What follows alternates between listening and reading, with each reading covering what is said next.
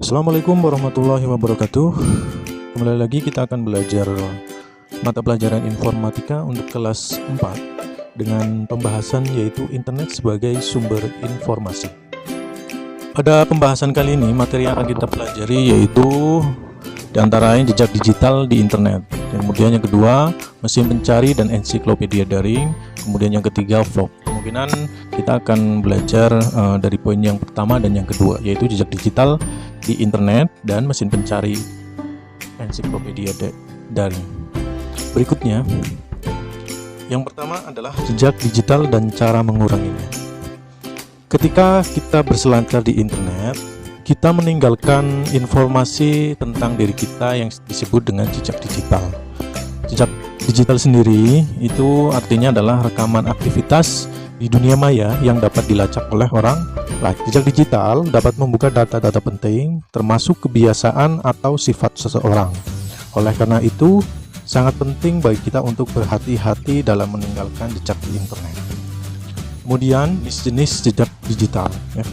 Jejak digital dapat tercipta ketika kita berkomunikasi melalui telepon pintar, ketika kita mengirim, menerima, mengirim post atau berkomentar di media sosial, bahkan ketika kita mengunggah atau mengunduh foto ataupun video. Jejak digital ini dibedakan menjadi dua. Yang pertama jejak digital pasif, kemudian yang kedua jejak digital aktif.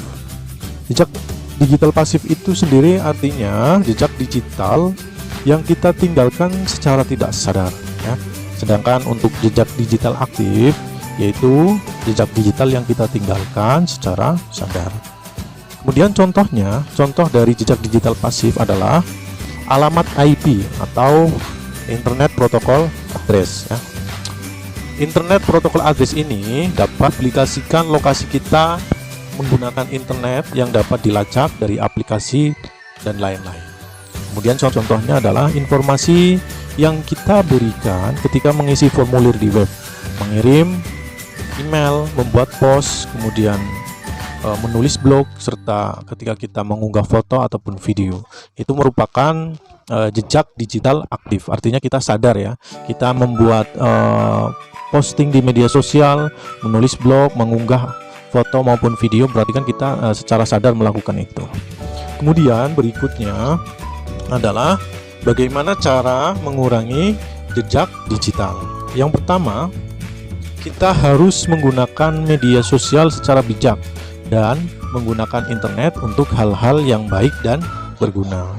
Kemudian yang kedua, memastikan bahwa konten yang kita unggah ataupun kita posting dan yang kita tulis ini tidak merugikan diri sendiri dan orang lain, Kemudian yang ketiga, memastikan bahwa interaksimu di internet ketika kita meninggalkan komentar, like, dan aktivitas lain bersifat positif, Jadi ketika kita mau mengomentari postingan seseorang, like postingan seseorang, ini kita harus memastikan bahwa apa yang kita komentari ataupun postingan yang kita like itu bersifat positif, Kemudian yang keempat adalah selalu mengingatkan bahwa pada masa depan semakin banyak orang yang dapat melihat konten dan interaksi kita semua di internet, Jadi kita harus selalu mengingatkan kepada teman, pada keluarga, orang tua, semuanya bahwa semua yang kita lakukan di internet itu akan meninggalkan sebuah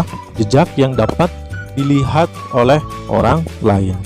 Kemudian yang berikutnya, yang kelima adalah membuat kata sandi yang kuat tetapi mudah diingat, Kata sandi yang kuat itu contohnya adalah kata sandi kombinasi antara huruf kecil, huruf besar, dan angka dan juga simbol, Misalkan huruf kecil dengan huruf 2 huruf, kemudian huruf besar 2 huruf, kemudian angka juga 2 huruf, kemudian simbolnya 1 huruf.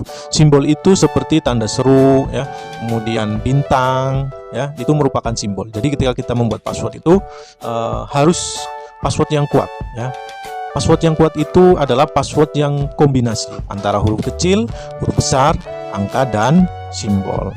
Kemudian yang berikutnya, mengurangi jejak digital, caranya yaitu menginstal dan mengunduh aplikasi dari sumber resmi. Jadi ketika kalian membutuhkan sebuah software dan mau mendownload dan menginstalnya itu ya dari sumber yang resmi. Selanjutnya, cara untuk mengurangi jejak digital adalah memperbarui perangkat lunak dan antivirus ya. Jadi ketika beberapa situs di internet memiliki perangkat lunak yang berfungsi untuk mengambil jejak digital kita harus selalu waspada. Menghapus program dan media sosial lama yang tidak terpakai ya. Jadi ketika kalian tidak menggunakan sebuah aplikasi ataupun program yang jarang digunakan ya, sebaiknya kalian hapus. Berikutnya adalah istilah-istilah yang berkaitan dengan jejak digital ya. Yang pertama itu ada browser history ya. Browser history ini adalah semua daftar situs yang pernah kita kunjungi ketika kita menggunakan web browser ya. Jadi semua rekaman yang kita berselancar di internet itu ada di dalam browser history ya.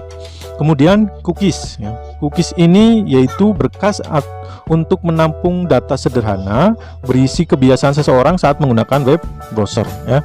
Jadi selain data ataupun situs yang kita sering kita kunjungi, nanti akan dibuatkan data sederhana. Misalkan kita sering mengunjungi situs-situs tertentu, nanti di situ ada data bahwa kita selama 1 bulan ini mengunjungi situs tersebut berapa kali ya. Kemudian berikutnya adalah public post. Public post ini adalah pesan atau komentar yang dapat dilihat dan dibaca semua orang. Kemudian berikutnya tagging, yaitu menandai lokasi keberadaan kita ataupun seseorang pada foto atau post yang dikirimkan ke internet ya. Jadi sekarang itu kita dapat mengetahui seseorang, orang tersebut berada di mana berdasarkan foto yang diunggahnya. Kemudian yang terakhir adalah istilah yang berkaitan dengan jejak digital adalah foto metadata. Foto metadata ini informasi tersembunyi dalam sebuah foto seperti tanggal dan lokasi pengambilan foto serta nama pemilik foto tersebut ya. Kalau kalian perhatikan ya, handphone yang kita gunakan itu biasanya ketika kita mengambil gambar menggunakan kamera handphone, di situ ada tertera tanggal, lokasi pengambilan foto. Terima kasih. Selamat pagi, selamat siang, dan selamat malam. Assalamualaikum warahmatullahi wabarakatuh.